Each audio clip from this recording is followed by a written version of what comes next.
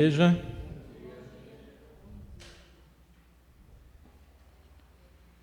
Ontem o irmão perguntou assim para mim: irmão, não esquece que você vai pregar amanhã, está preparado? Eu falei para ele: tudo ok, mas a gente nunca está preparado. Às vezes as pessoas perguntam assim: às vezes eu vou lá na frente, eu tenho medo de falar lá na frente. A gente vê, você não tem medo. Eu tenho medo. Talvez você me pergunte assim: Luiz, você é forte, é poderoso? Não, não sou. Luiz, você é inteligente, você é sábio? Não, não sou. E mesmo assim, a gente tem que fazer aquilo que o Senhor nos coloca para fazer. Mas não na nossa força, na nossa sabedoria, mas no poder de Deus que nos capacita, que nos orienta e que nos ajuda a cada dia a vencer as batalhas que o mundo nos impõe. Às vezes eu estou viajando e às vezes você está no hotel, na hora de tomar o café. Obrigado, irmão. Na hora de tomar o café, você encontra alguém ali e às vezes começa a conversar e a gente já fala alguma coisa da palavra de Deus ou graças a Deus por esse dia, e a pessoa também fala e você começa a conversar, você percebe que aquela pessoa também é um irmão na fé, um cristão, e ali você começa a desenvolver uma conversa e é tão legal, é tão gostoso você encontrar pessoas que amam o Senhor, que conhecem a palavra e que são cristãos como nós. E aí eu vou conversando, seja com quem for, e uma coisa que eu não faço, que eu oriento os irmãos também não fazer, eu nunca pergunto para o irmão: de que igreja você é, irmão? Quando você faz essa pergunta, ou a pessoa faz essa pergunta para você, a partir daquele momento a conversa acaba mudando, fica esquisita. Porque como eu disse para vocês, eu nunca pergunto, não me interessa. Eu quero continuar aquela conversa falando da palavra, das coisas de Deus, das vitórias, dos testemunhos, mas a partir do momento que a pessoa diz: eu sou de tal igreja, mesmo eu não querendo, eu falo: esse irmão é daquela igreja que eles valorizam essa parte e criticam aquela. A conversa muda. Esse irmão é daquela igreja que faz tal coisa que a Bíblia, na verdade, né, não é bem assim. E aí estraga a conversa. Então, a gente procura continuar, eu sempre procuro continuar conversando e não pergunto, para mim não importa de onde esse irmão é. Às vezes pode ser que a pessoa que está conversando com a gente seja até uma pessoa desviada, mas naquele momento ela vai poder lembrar da palavra do Senhor, ela vai poder lembrar daquilo que ela estava vivendo lá no seu grupo de convivência, na sua congregação, na sua igreja, e poder fazer uma reflexão. É lógico que ela sabe que ela precisa voltar para o Senhor quanto antes. E como eu falei, às vezes a pessoa é uma pessoa até desviada dos caminhos do Senhor. E é bom você meditar e falar das coisas do Senhor, da palavra do Senhor. Hoje nós vamos trabalhar um texto que o apóstolo Paulo fala aos Coríntios. Uma igreja que cresceu, se os irmãos quiserem ir abrindo essas Bíblias já lá na carta de Paulo aos Coríntios, na primeira carta. Uma igreja que cresceu numa cidade que tinha, naquela época, segundo o que eu pesquisei, aproximadamente 800 mil pessoas naquela época. No Paraná, a única cidade que nós temos mais de 800 mil pessoas é essa cidade onde nós vivemos. Aí temos Londrina com 500 e poucas mil, Maringá com 440 mil pessoas. Então imagina a quantidade de pessoas que existia ali em Corinto. Era um lugar que tinha um porto muito importante, que recebia navios de vários lugares do mundo, recebia mercadorias chegavam e saíam, pessoas chegavam e saíam, comerciantes. Existia uma cultura de várias coisas de sabedoria naquele local. Existiam várias religiões, vários cultos. Existia também muita prostituição, muitas coisas erradas, corrupção, coisas que nós vemos hoje também, como dizia o pastor ao longo da semana, quem esteve aqui, que as coisas debaixo do céu, elas não são novas, elas somente se repetem, se repetem e se repetem. Então era uma cidade complicada, onde as pessoas, por ser uma cidade grega, tinha toda aquela cultura grega lá de Platão, Sócrates, Aristóteles, aqueles pensadores famosos, e isso era muito latente naquela cultura, eles valorizavam isso. Às vezes as pessoas iam para as praças falar de determinados assuntos e as pessoas ficavam lá admirando, e muita gente falava assim: eu admiro esse, eu admiro aquele. E todas essas coisas, essa cultura daquela cidade, de coisas que vinham do mundo inteiro, de alguma forma elas acabam vindo bater e conviver com as pessoas da igreja, com as pessoas que estão na igreja, porque as pessoas são da igreja, mas elas estão lá fora também no mundo, se relacionando com as pessoas, trabalhando, fazendo negócios, e de alguma forma toda aquela carga de culturas e coisas esquisitas também vinham para dentro da igreja. E Paulo, muitas vezes, nas suas cartas, trabalha isso com os irmãos, com as igrejas, com a igreja que ele fundou, aí, a igreja de Corinto. E hoje nós vamos estudar aí a primeira carta aos Coríntios, capítulo 1.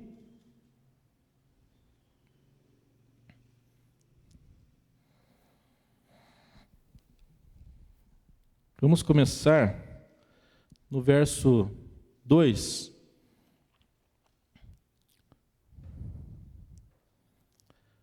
Paulo diz assim: a igreja de Deus que está em Corinto, aos santificados em Cristo Jesus, chamados para serem santos, juntamente com todos os que em toda parte invocam o nome do Senhor Jesus Cristo, Senhor deles e nosso. Então Paulo faz a saudação à igreja, e ele chama ali aos santificados em Cristo Jesus, porque a palavra de Deus ensina que aqueles que creem em Cristo são chamados santos. Aí a gente tem que entender melhor essa palavra, porque nós temos aí os cristãos católicos, que quando você fala santo, eles entendem que são aquelas pessoas que morreram, que fizeram o bem e que agora são santos. E no meio cristão, santo é todo aquele que crê, no meio cristão evangélico, santo é todo aquele que crê em Cristo. Isso não quer dizer que vocês são perfeitos, que vocês são maravilhosos e que está tudo certo. Nós somos pecadores. A palavra de Deus diz em Romanos: todos pecaram e destituídos estão da glória de Deus. Nós não somos santos. Passamos a ser santos por crer naquele que é santo, Jesus Cristo. Nós estamos num processo de santificação. E ele ainda fala assim ali nesse primeiro cumprimento dele à igreja, ele diz assim: os chamados para serem santos. Ele está abordando também aqueles que estão chegando na igreja, aqueles que estão no início da caminhada cristã, aqueles que talvez estão ali visitando. Todos são chamados para crer no Cristo e para serem santos. E ele ainda fala assim: juntamente com todos os que em toda parte invocam o nome do nosso Senhor Jesus Cristo, Senhor deles e Senhor nosso. Então Paulo, já nesse primeiro momento, situa a igreja. Quem é o referencial da igreja? Jesus Cristo, que Ele é Senhor, tanto nosso como daqueles lá fora que confessam o nome de Cristo. Nós temos que estar a cada dia procurando aprender mais de Cristo e tentar ser mais parecido com Cristo. O mundo aí fora olha para a igreja e fala assim: veja só, está lá na igreja, você viu como que se comporta? Você viu como que fala? O que adianta ficar lá naquela igreja? Olha a vida da pessoa. Porque o mundo, olhando lá de fora, ele acha que a igreja, as pessoas têm que ser perfeitas. Tem gente que eu acho que chega a pensar que a pessoa tem que ser mais perfeita que Cristo. É uma cobrança que o cristão tem que ser perfeito. Nós estamos todos num processo de santificação. E tenha certeza que se um dia você chegar no ápice da santidade, Deus leva você, como levou Enoque, que andava com Deus. Todos pecaram e estão destituídos da glória de Deus. E Paulo, na sua carta, já começa abordando, tentando trabalhar alguns problemas que estavam acontecendo na igreja por causa da cultura que permeava a igreja. Vamos ler versos 10 e 11. Irmãos, em nome do nosso Senhor Jesus Cristo, suplico a todos vocês que concordem uns com os outros no que falam, para que não haja divisões entre vocês, e sim que todos estejam unidos num só pensamento e num só parecer. Verso 11. Meus irmãos, fui informado por alguns da casa de Cloe de que há divisões entre vocês. Paulo, ele trata os assuntos, ele não fica enrolando, ele não se sente constrangido, ele não fica com medo, ele vai direto ao assunto e ele já chega e fala assim: olha, alguns lá da casa de Cloe me falaram que existem divisões entre vocês. Ele não fala assim: olha, fiquei sabendo, alguém me disse, estão falando por aí. Essa é uma prática que a gente vê muito nas empresas. Ah, estão falando aí que está acontecendo. Ah, eu fiquei sabendo. Que história é essa? Paulo vai direto ao assunto. Alguns da casa de Cloe me falaram que existem divisões entre vocês. E olha o tipo de problema, versos 12 a 16. Com isso quero dizer que cada um de vocês afirma: eu sou de Paulo, eu sou de Apolo, eu sou de Pedro e eu sou de Cristo. Acaso Cristo está dividido? Foi Paulo crucificado em favor de vocês? Foram vocês batizados em nome de Paulo? Dou graças a Deus por não ter batizado nenhum de vocês, exceto Crispo e Gaio, de modo que ninguém pode dizer que foi batizado em meu nome. Batizei também os da casa de Estéfanas. Além desses, não me lembro se batizei mais alguém. Paulo chega a dizer que dou graças a Deus que não batizei vocês. Porque eles estavam assim dizendo que eu prefiro Paulo, eu prefiro Pedro, o outro eu prefiro Apolo. Por quê? Apolo era um irmão daquela igreja que, segundo o que dizem, era muito eloquente no falar. Era um homem muito sábio, tinha muito estudo. Então algumas pessoas se identificavam com ele. Esse cara é muito bom, eu gosto muito quando ele prega. Mas em contrapartida nós tínhamos na igreja Pedro, que era um homem simples, de vocabulário limitado. E também talvez aqueles irmãos mais simples se identificavam mais com Pedro, gostavam mais quando Pedro pregava.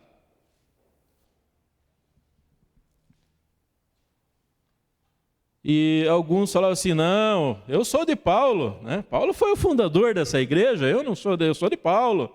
Paulo, vamos dizer assim, seria um meio termo, talvez, entre os dois. Mas alguns irmãos falavam assim: não, eu sou de Cristo.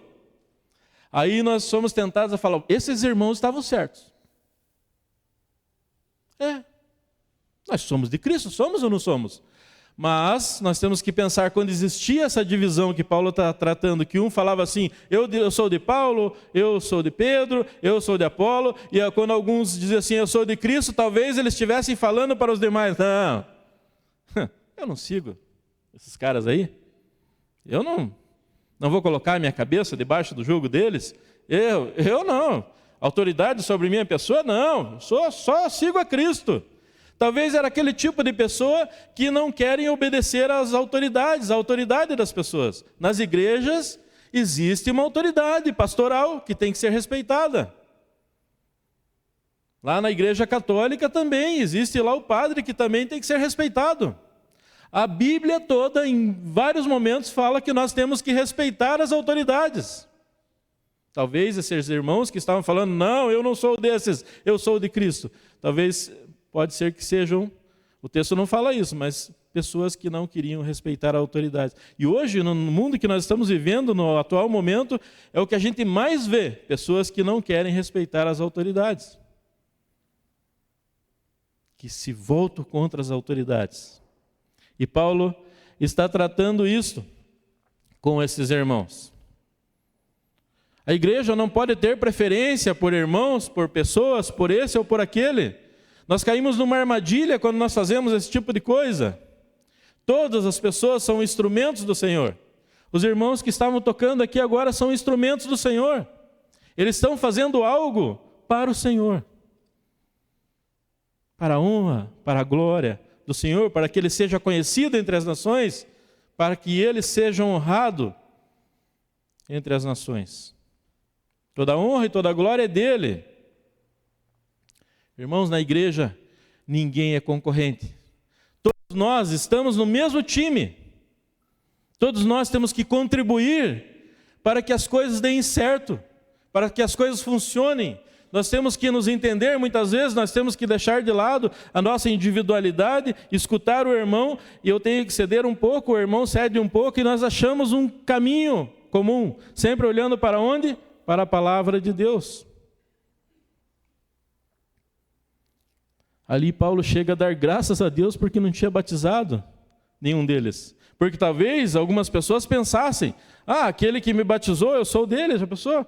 Alguém falando assim, eu sou do Joel, porque o Joel me batizou, eu sou do Lucas, eu sou do pastor Horst. Eu não lembro nem o nome da pessoa que me batizou, mas uma coisa eu me lembro, que ele me batizou no nome do Pai, do Filho e do Espírito Santo. Nós somos de Cristo. Nós não podemos ser seguidor de homens, desse, daquele outro, mas nós temos que respeitar as autoridades instituídas. Temos que tomar cuidado com as preferências. Por músico, por pastor, por pregador, por professor, por aquele que faz isso, aquilo ou aquele outro, porque nós acabamos, de certa forma, diminuindo o reino quando nós fazemos isso. Só um é digno de toda admiração, de toda honra e de toda glória.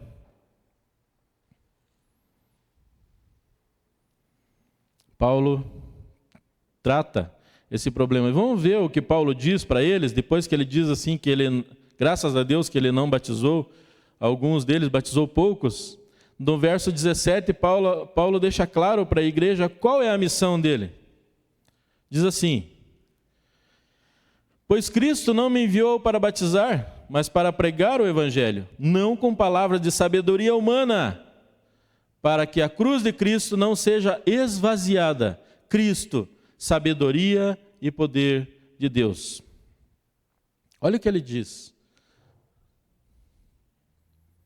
Ele diz que ele não usou conhecimento humano. Paulo era conhecedor de várias coisas. Paulo era muito estudado, muito inteligente, mas ele fala assim: eu não usei sabedoria humana. Qual o motivo? Na versão, nova tradução na linguagem de hoje, é muito legal como foi colocado. Ele coloca assim: Paulo não usou sabedoria humana para não tirar o poder da morte de Cristo na cruz. Não importa o que a gente fale, o que importa é o que a palavra de Deus diz. Se nós estamos falando a palavra de Deus, ótimo. Às vezes nós trazemos algum exemplo, alguma ilustração para tentar fazer com que as pessoas entendam melhor, gravem o texto, mas o mais importante é o que a palavra de Deus diz. É isso que nós temos que captar, é isso que tem que ser uma verdade no nosso coração, na nossa mente. É com isso que nós temos que viver todos os dias meditando nessa palavra, que é a palavra do Senhor.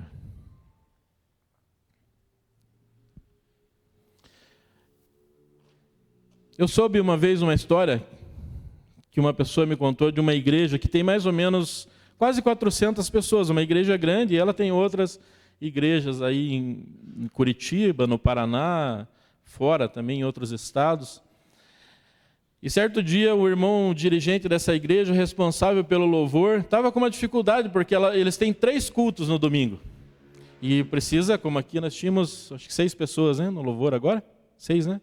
6 pessoas. Então precisa uma quantidade de pessoas para cantar, para tocar, e eles estavam tendo dificuldade por ter 3 cultos, embora a igreja fosse grande, e aí tem sempre aquele problema, que um está viajando, o outro está trabalhando, o outro não pode, às vezes surgiu um imprevisto, chegou uma visita em casa, e aí o irmão dirigente do louvor foi lá na frente e falou com a igreja: olha, aqueles de vocês aí que não participam ainda do louvor e querem aprender um instrumento, como o pastor Horst faz muitas vezes aqui.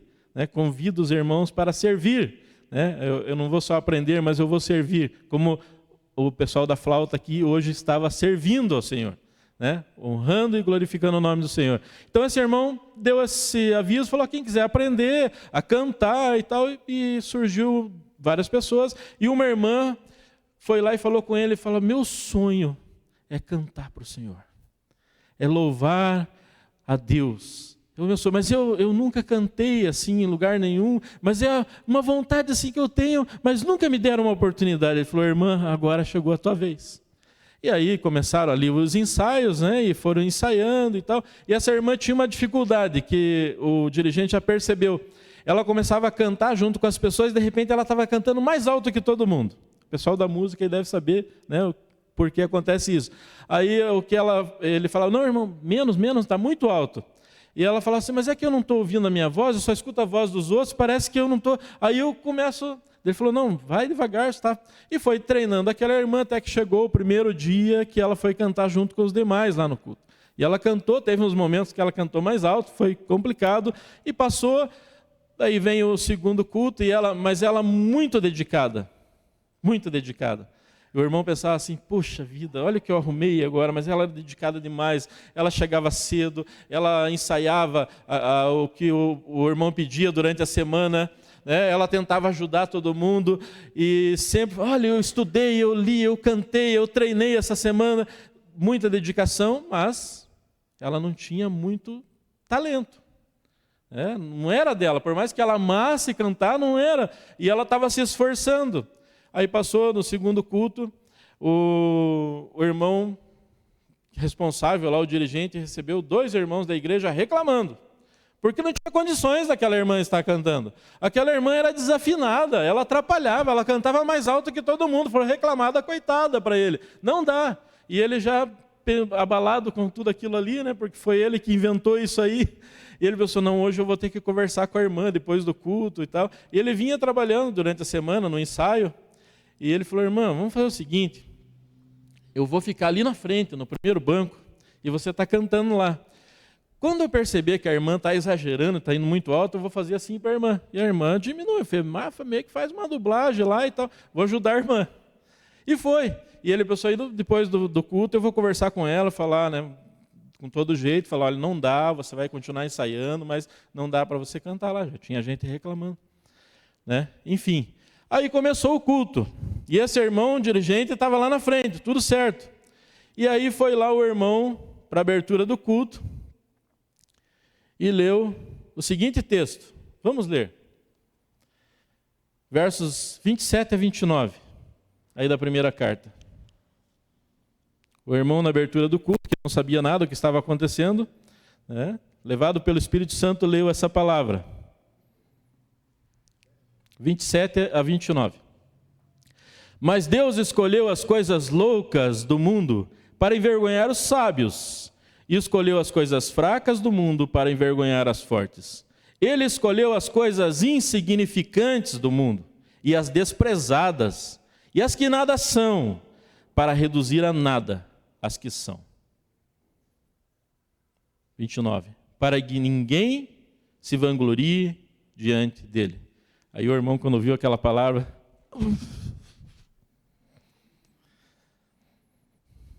cuidado com as preferências.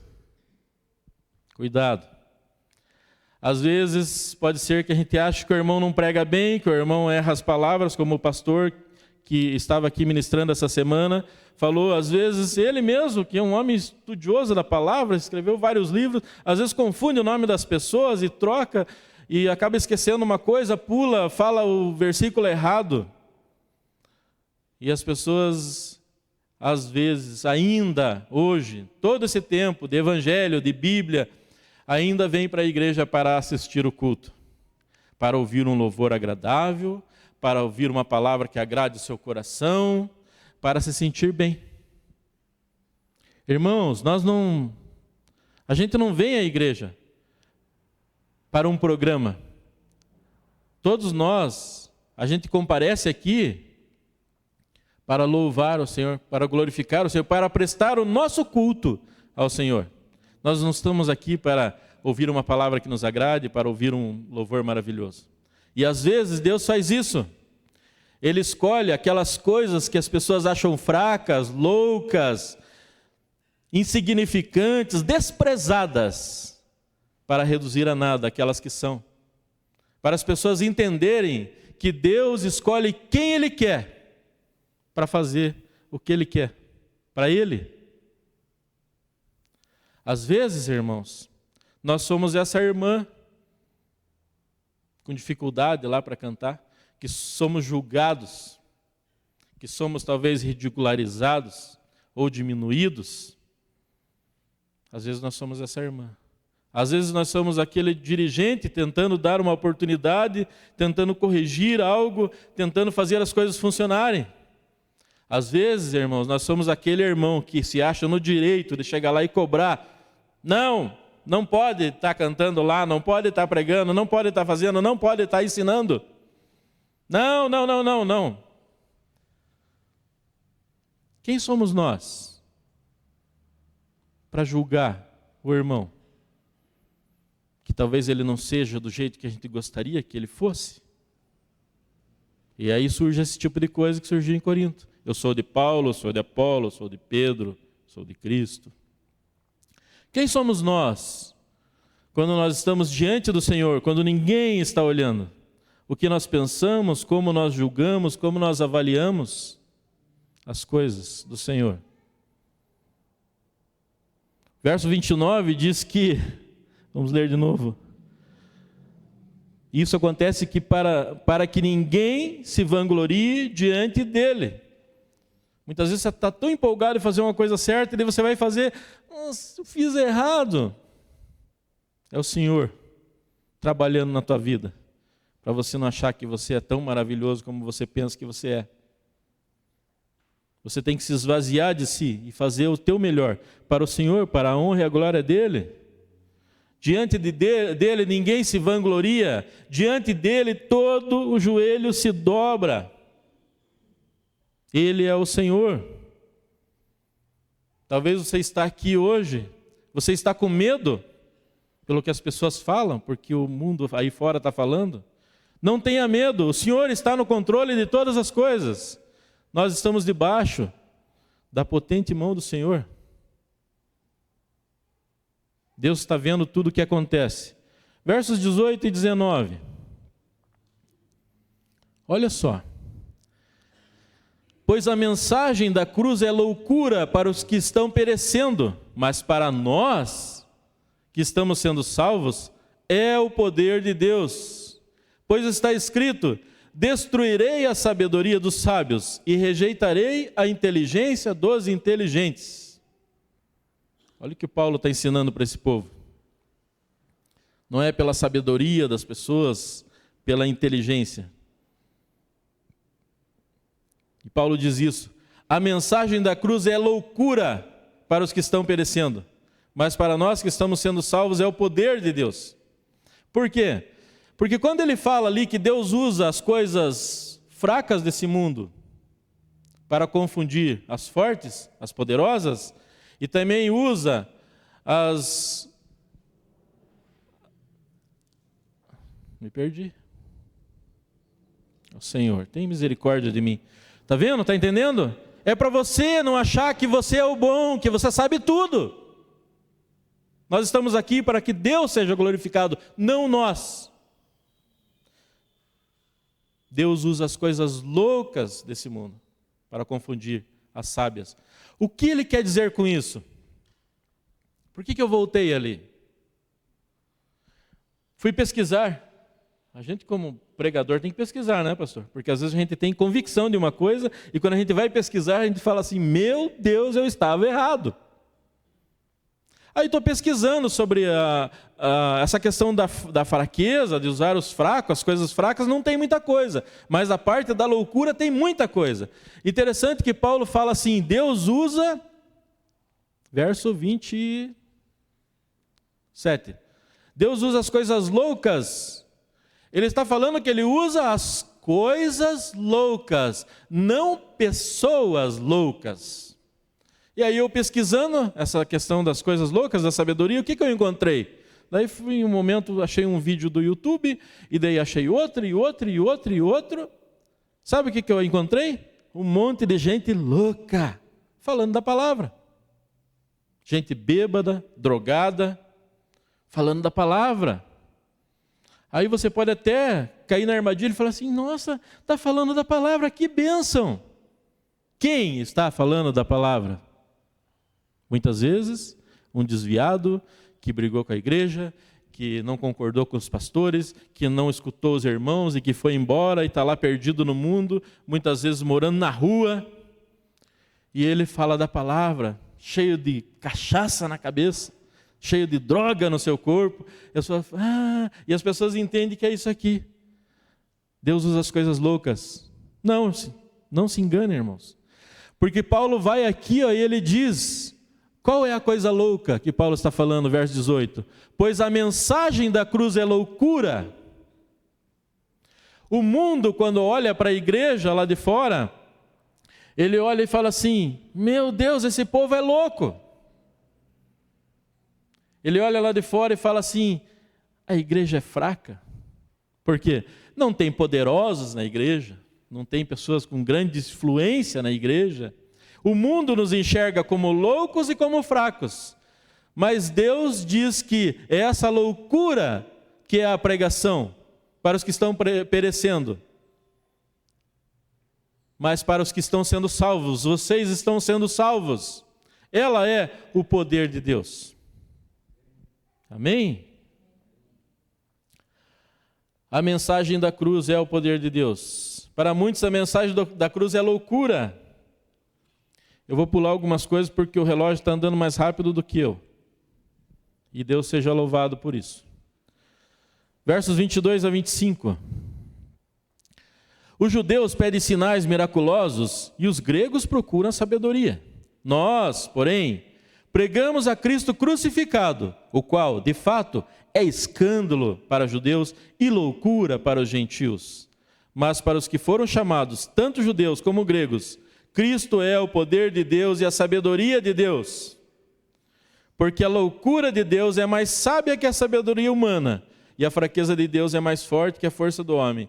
Paulo não quer dizer que Deus é louco ou sábio, mas ele está fazendo uma comparação que se existe uma loucura de Deus, ela é muito mais sábia que qualquer sabedoria humana. E se existir alguma fraqueza em Deus, ela é muito mais forte do que todo homem junto, todos os homens. Os judeus queriam sinais miraculosos, os gregos procuravam a sabedoria, mas Paulo diz para a igreja, nós, porém, pregamos a Cristo crucificado, que é escândalo para os judeus e loucura para os gentios. E o mundo aí de fora olha para a igreja e acha que a igreja é louca, que a igreja é fraca. Mas eles não sabem que os loucos e fracos são eles. Porque a igreja entendeu que Cristo é o poder e a sabedoria de Deus. Nele está o poder, nele está a sabedoria. É na cruz de Cristo que nós vemos o poder de Deus se realizando. Isso é loucura para quem está lá fora. Deus usa as coisas fracas e as loucas. Paulo não está falando de coisas lá de fora, ele está falando das coisas da igreja. Na igreja temos irmãos fracos, nós somos fracos, nós somos confusos, nós tomamos decisões erradas, mas mesmo assim, nós continuamos a cada dia tentando melhorar e tentando ser mais parecido com Cristo. Verso 24, eu vejo assim que é uma grande revelação. Ele diz que, ele fala aos judeus e os gregos que mas os que foram chamados, tanto judeus como gregos, não importa quem você foi chamado, você tem que saber que Cristo é o poder de Deus e a sabedoria de Deus. A igreja tem que entender isso. Paulo, no verso 25, chama a igreja a razão. Porque a loucura de Deus é mais sábia que a sabedoria humana. E a fraqueza de Deus é mais forte que a força do homem. Nós servimos um Deus grandão, um Deus poderoso, um Deus maravilhoso, que pega, às vezes, o ser mais vil, o ser mais perdido, mais desgraçado, e transforma em algo para a glória dele.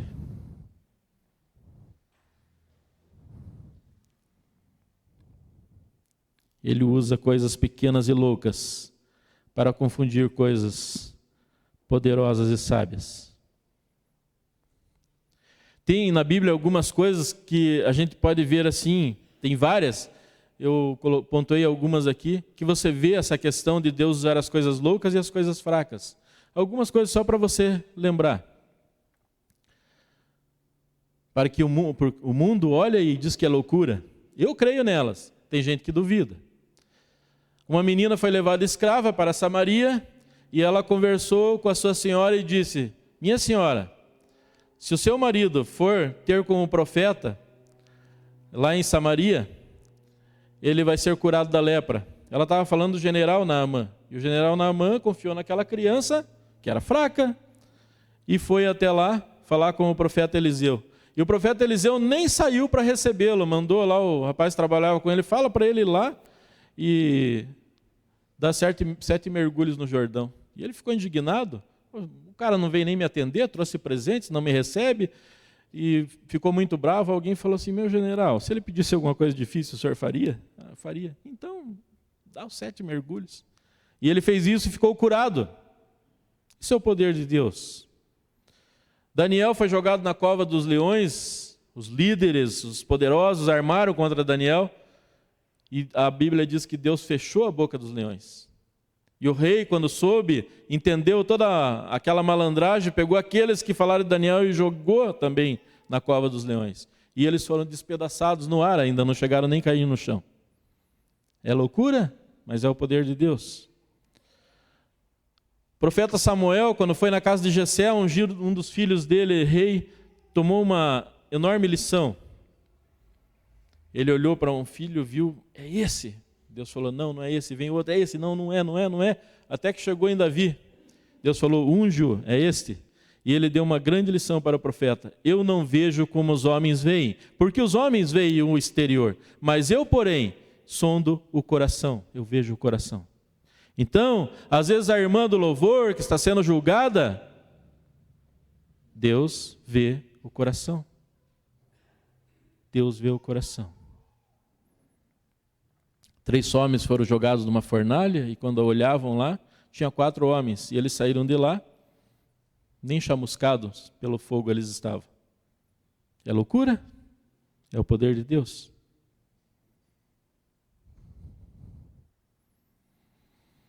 Ele escolhe quem Ele quer, como eu falei no começo. A cruz de Cristo é poder e sabedoria para todos aqueles que creem. O mundo tem a visão distorcida da Igreja de Cristo. Tem a visão distorcida do povo de Deus. Eles veem como um povo fraco e inculto, mas o povo entende o quanto ele é forte, o quanto ele é poderoso por causa daquele que morreu na cruz.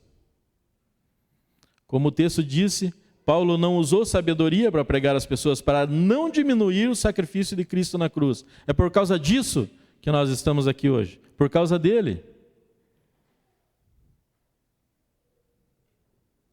Irmãos, nós precisamos deixar de lado a nossa sabedoria, o nosso entendimento, deixar de lado o partidarismo, a vaidade humana, buscar a cada dia ser mais parecido com Ele.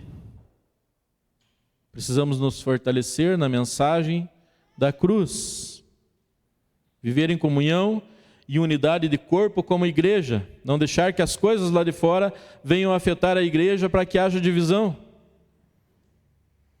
Paulo está ensinando isso aos coríntios. Não se vanglorie em nada. Toda honra, toda glória, todo louvor tem que ser dado a Ele, só a Ele. Foi Ele quem foi morto na cruz e ressuscitou e está vivo, e por isso nós estamos aqui hoje para a ceia. Para encerrar, vamos ler mais uma parte e vamos cear. Versos 4 a 9. Paulo está falando aos coríntios, mas essa parte da mensagem serve e cabe muito bem hoje aqui, para nós que viemos aqui para participar da ceia do Senhor. Verso 4. Sempre dou graças a Deus por vocês, por causa da graça que lhes foi dada por Ele em Cristo Jesus. Pois nele vocês foram enriquecidos em tudo, em toda palavra, em todo conhecimento, porque o testemunho de Cristo foi confirmado entre vocês, de modo que não lhes falta nenhum dom espiritual, enquanto vocês aguardam que o nosso Senhor Jesus Cristo seja revelado. Ele os manterá firmes até o fim, de modo que vocês serão irrepreensíveis no dia do nosso Senhor Jesus Cristo. Fiel é Deus, o qual os chamou à comunhão com seu Filho Jesus Cristo, nosso Senhor. Amém. Irmão Lucas, Deus abençoe a todos vocês.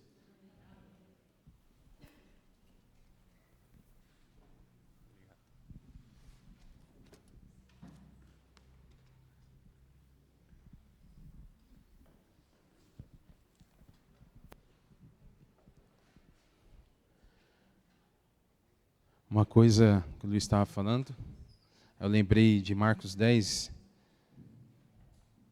quando Jesus está orientando os discípulos, né? E diz assim, ó, mas Jesus chamando-os para junto de si, disse-lhes, sabeis que os outros são considerados governadores dos povos, têm-nos sob seu domínio, e sobre eles os seus maiorais exercem autoridade. Mas entre vós, não é assim. Pelo contrário, quem quiser tornar-se grande entre vós será esse o que vos sirva. E quem quiser ser o primeiro entre vós será servo de todos. Pois o próprio Filho do Homem não veio para ser servido, mas para servir e dar a sua vida em resgate de muitos. A base nossa é servo. E servo faz o quê? Serve. Não tem grandão, né? Entre nós não tem esse negócio grandão. Mas sim, pessoas que amam a Jesus Cristo. E agora eu quero convidar 2 casais que vão estar nos ajudando. Quero chamar o Dinho e a Leandra. E Wilfred e Creuza para nos ajudar a servir a ceia. Esses 2 casais.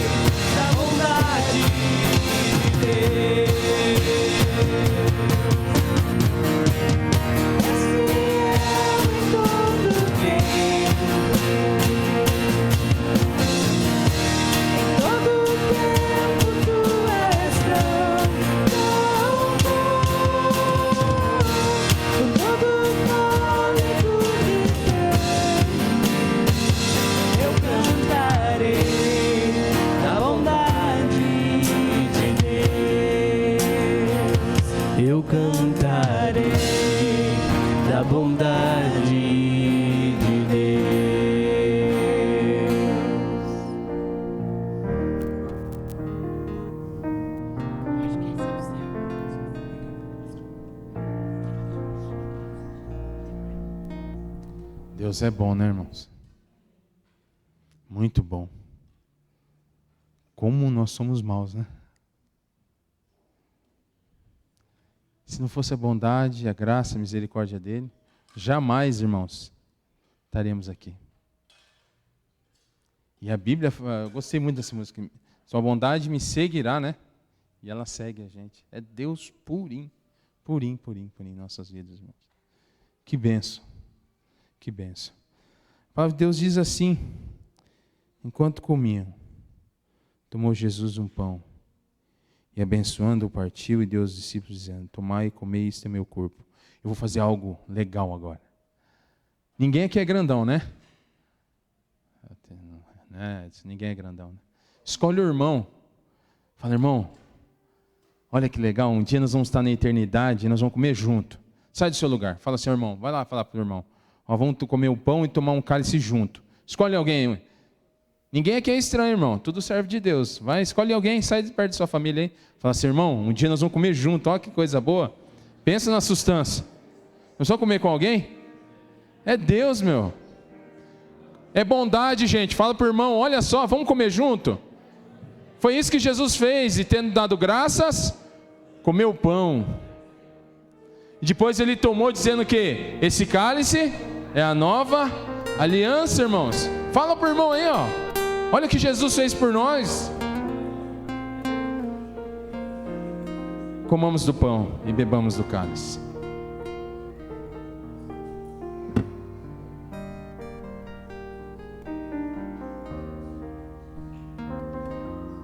Deus, aguardamos esse dia ansiosamente, onde vamos celebrar com o Senhor, Pai, essa bondade do Senhor que é pura, perfeita, sua misericórdia e graça, Pai. Obrigado, Senhor Deus, pelo teu sacrifício na cruz do Calvário, Pai, que nos proporcionou vida, Pai, perdão dos pecados, Pai. Louvamos e agradecemos o teu nome, em nome de Jesus, amém.